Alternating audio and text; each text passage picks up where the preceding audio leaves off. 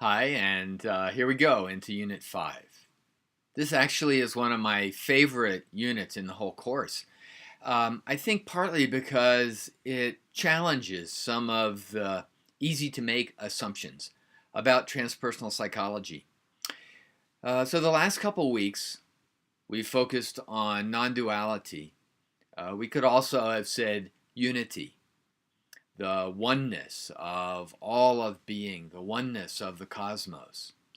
But now, as we get deeper into understanding this unity or this oneness or this non duality, we begin to confront difference or not.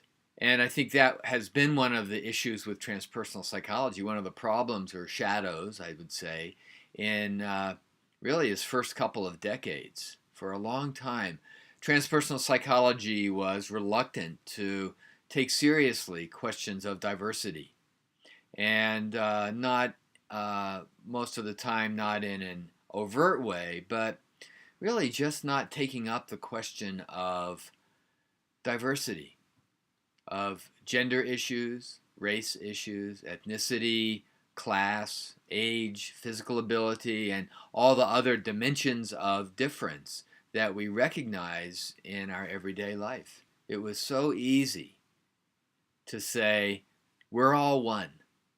And therefore, the challenges that come when we engage with difference don't really matter.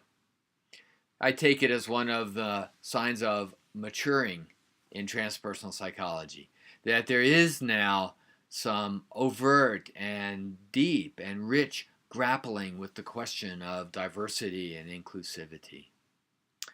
So we're confronted now with a paradox. Having looked at for 2 weeks at the unity and non-duality, how are we to hold difference? So I want to encourage you this week to do just that, to hold the question of unity and difference. This paradox of non-duality and uniqueness. How do we hold these two together? I mean, we see this throughout most spiritual traditions, really all around the world. In modern Western philosophy, one of the enduring themes is what's called dialectics. Maybe you remember this from your philosophy class, where Hegel spoke about a thesis and an antithesis, or antithesis, that get resolved into a new third, a synthesis. So thesis, antithesis, and synthesis. But really, that project goes way back into ancient Greek philosophy. We also see it in Taoism, yin and yang, together blending into the way, the Tao, the how of the universe.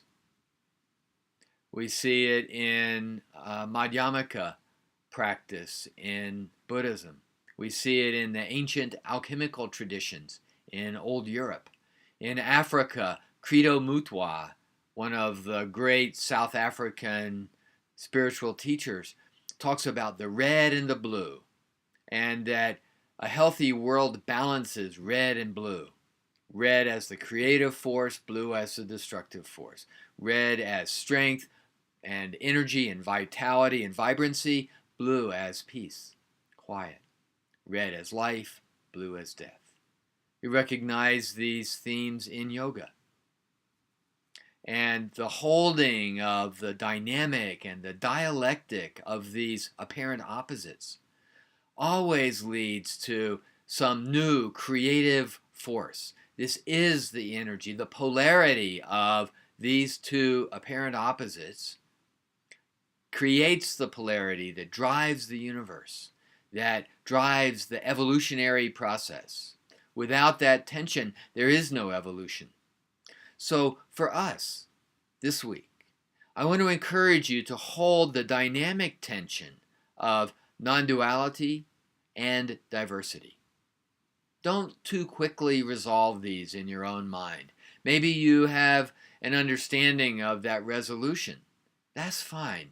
Could you, for a little bit of time, set aside that resolution just to hold the question, to allow the question to work on you like an ancient alchemist who's combining two different substances in hopes of creating gold. So allow this dynamic tension to work in your own heart and in your own mind and in your own belly to find what new creative force arises from the creative tension of unity and uniqueness, of non-duality and diversity. Practice this fierceness of holding these two without too quickly resolving them, and see what kind of alchemical magic is worked in your own soul. What kind of creative evolution can arise in you. So, one of my favorite units in the whole course, and I hope you'll think so too. Welcome to this week. Bye for now.